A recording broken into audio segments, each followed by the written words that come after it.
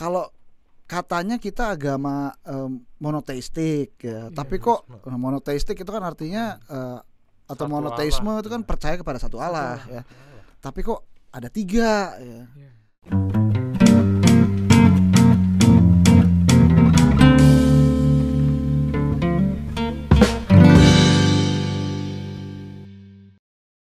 Halo sahabat-sahabat seperjalanan, kembali lagi di podcast Project Podcastnya para imam dan para frater Projo Jakarta. Jakarta. Perkenalkan, saya Frater Steven. Dan saya frater Jason. Oke. Hari ini tanggal 26 Mei. Gereja memperingati apa, Jason? Memperingati Tritunggal Maha Kudus. Wah, luar biasa. Kira-kira yang kita rayakan ini sangat identik dengan kegiatan kita sehari-hari ya, Frater Jason. Kapan saja sih kira-kira kita mengenang Tritunggal Maha Kudus, Frater Jason? Bentar ya, saya coba doa dulu. Dalam nama Bapa dan Putra dan Roh Kudus, amin. Dalam itu tadi. Betul. Bener banget. Dalam tanda salib berarti Dalam setiap hari ya. Iya ya. Seorang Katolik itu Tapi mengucapkan. baru sadar pas kita mau doa tadi ya. Betul. Apalagi kalau doanya ditambahin dengan kemuliaan ya, Frater. Kemuliaan. Emang gimana kemuliaan? Kemuliaan kepada Bapa dan Putra dan Roh Kudus. Lah iya, Tritunggal lagi ya. Tritunggal lagi. Wah, luar biasa. Tapi Frater Jason, Kenapa banyak tuh? tuh orang-orang yang nanya kepada saya gitu. Bagus. Padahal sudah setiap hari ya kita bikin tanda salib, kita doa kemuliaan, tapi mereka masih bingung. Apa sih makna dari Tritunggal? Iya, emang maknanya apa? Oleh sebab itu Frater Jason, di tengah-tengah kita sudah hadir Romo Riki. Yeay. Luar biasa. Oke. Jadi para sahabat-sahabat seperjalanan, Romo Riki ini adalah dosen kita ya. Dosen kita. Dosen Dosen teologi favorit. dogmatik. Wah, luar Amin, biasa. amin. Betul. Oleh sebab itu Romo Riki Iya, sehat hari ini. sehat, puji Tuhan. Luar biasa. Terima kasih. Puji Kalian Tuhan. juga berdua sehat ya. Puji Tuhan. Tuhan, karena ada Romo yang selalu mendampingi kita. Sabar-sabar ya.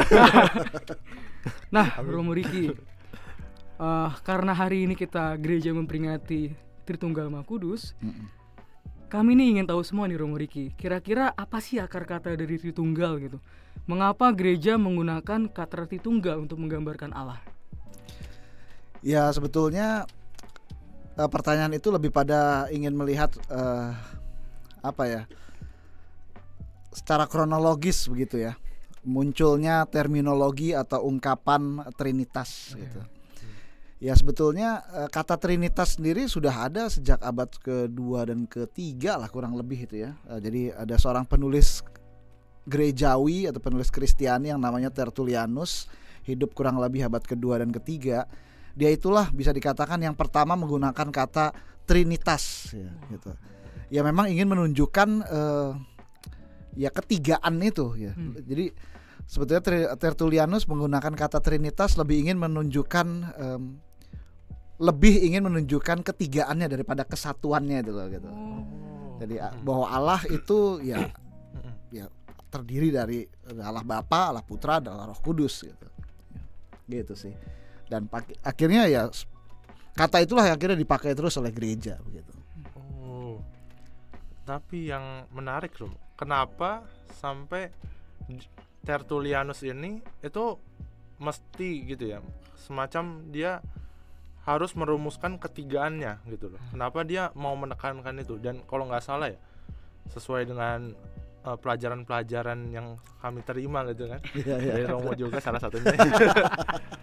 Itu kan ini jadi perdebatan panjang gitu ya. Emang betul. Kenapa sih Tritunggal ini mesti dibahas begitu dalam gitu? Ya karena lantas dalam perkembangannya, walaupun kita atau sejak awal gereja itu mengakui kealahan Yesus, kealahan Roh Kudus, tetapi yang menimbulkan perdebatan itu nih bagaimana menjelaskan posisinya nih kan.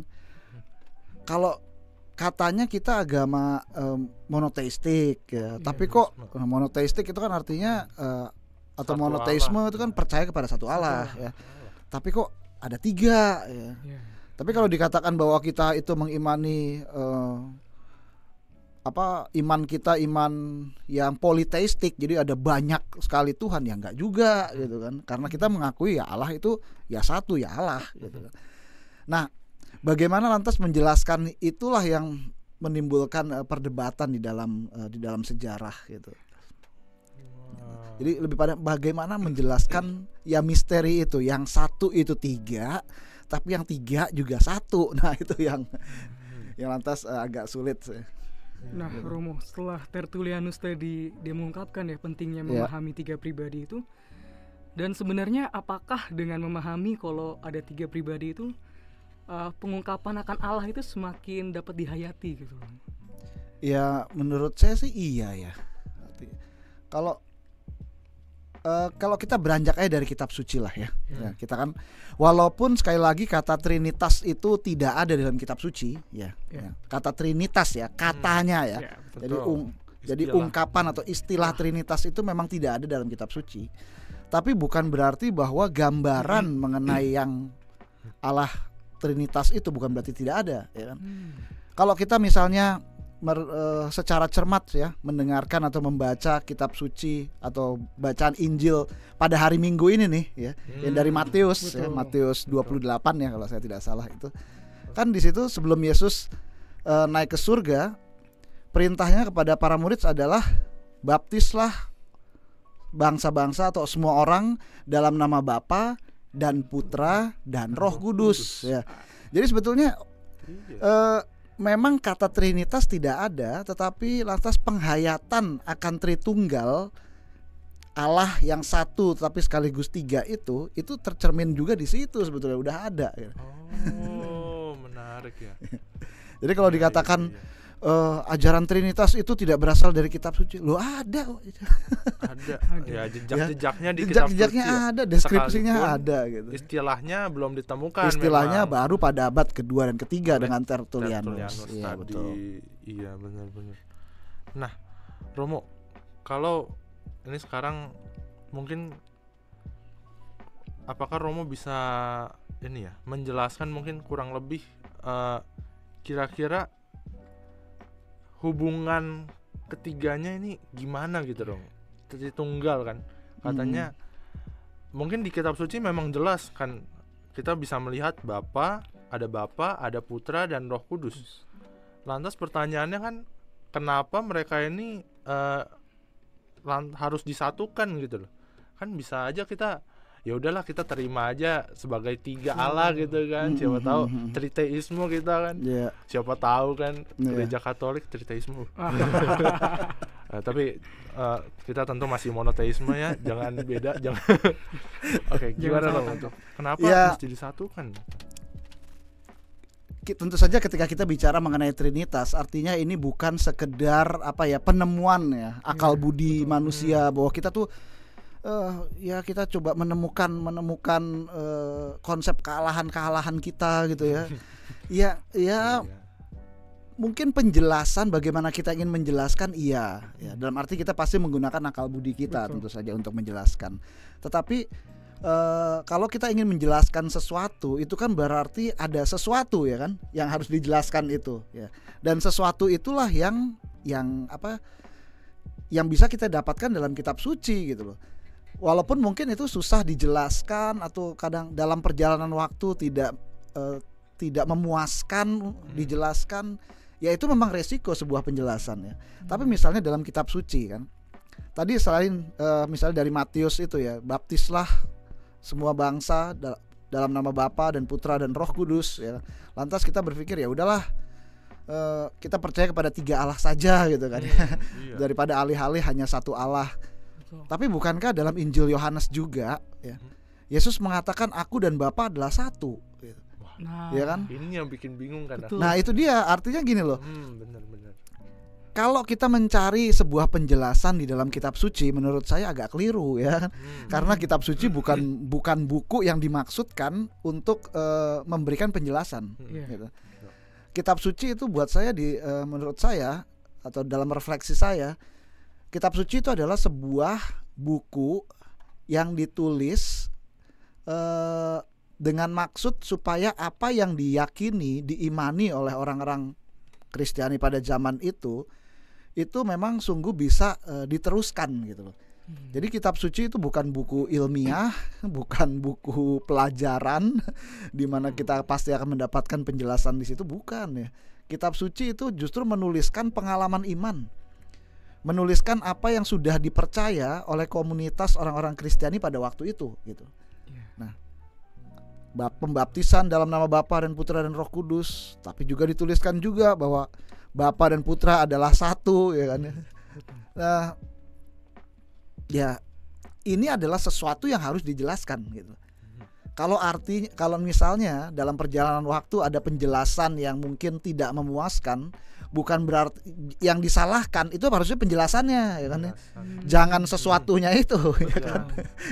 Jadi maksudnya, wah, saya nggak bisa memahami itu karena atau sepanjang sejarah nggak ada penjelasan yang memuaskan misalnya mengenai Trinitas. Udah dengan demikian kita tolak aja Trinitas. Lah ya keliru cara berpikirnya gitu. Sabar dulu. Yang salah itu bukan sesuatunya itu nih. Yang harus dibenerin justru penjelasan-penjelasan ini. Kita cari penjelasan yang ya kurang lebih bisa kita terima atau memuaskan lah ya gitu. Nah, penjelasan inilah yang memang harus dicari sepanjang sejarah gitu. Nah, Romo, tadi kan Romo bilang ada sedikit perbedaan dalam kitab suci gitu ya. Ada yang menyebutkan baptislah dalam nama Bapa, Putra dan Roh Kudus, tapi juga Putra dan Bapa adalah satu. Nah, kemudian yang ingin kami tanya gitu Mo ya, biar teman-teman semua juga tahu apa sih peran dari masing-masingnya gitu Romo. Bapa berperan sebagai apa, Putra sebagai apa, dan Roh Kudus sebagai apa, dan kemudian kok mereka disebut satu ya?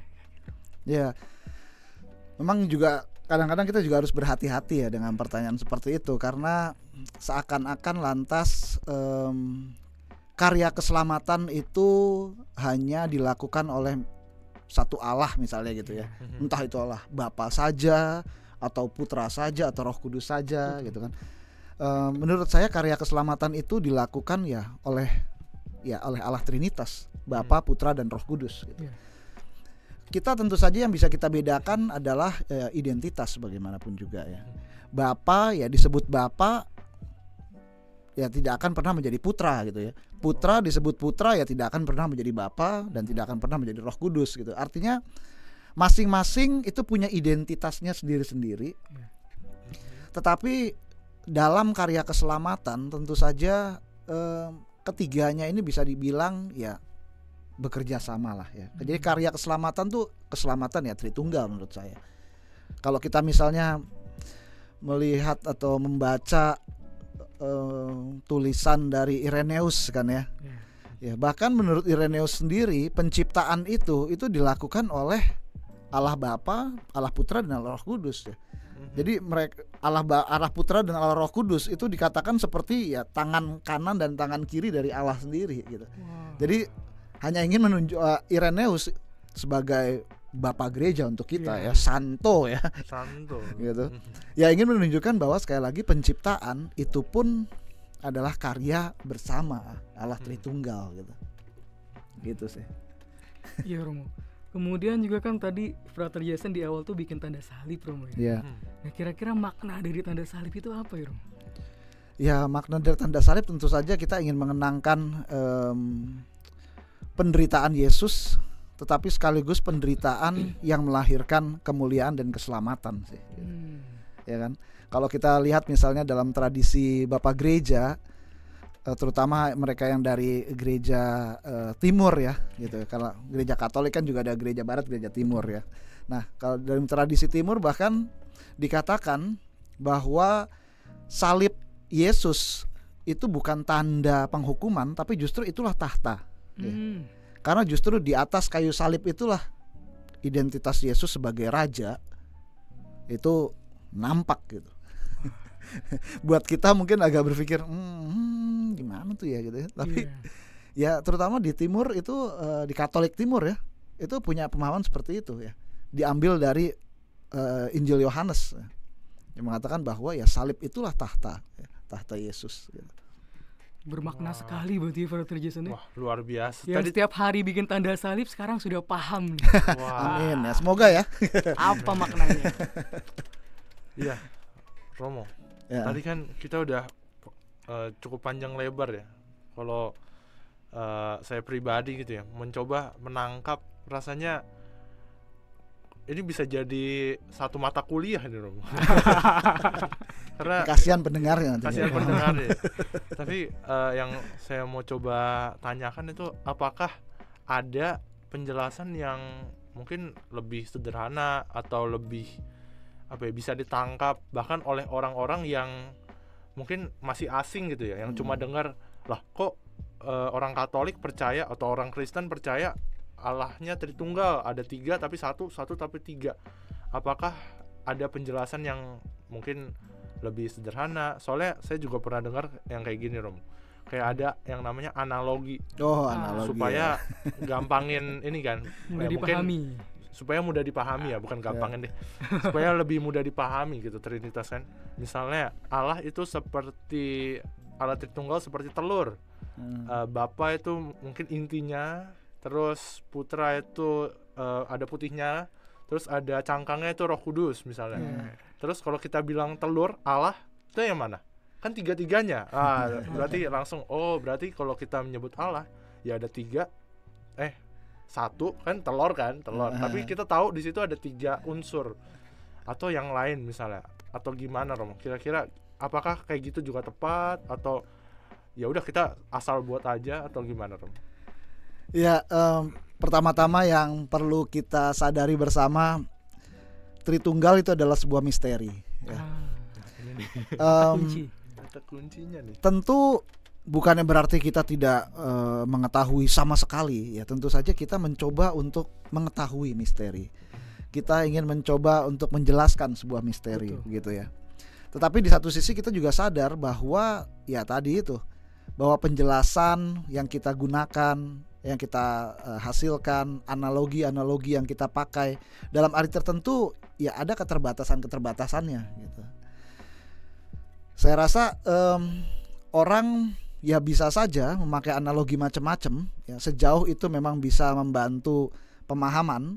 Tetapi yang perlu dicatat adalah ya tadi itu, kita lagi bicara mengenai misteri nih. Ya. Bahwa penjelasan yang ada pasti ada keterbatasannya. Betul. Kalau misalnya ada sebuah penjelasan tanpa keterbatasan, nggak akan ada perdebatan ya.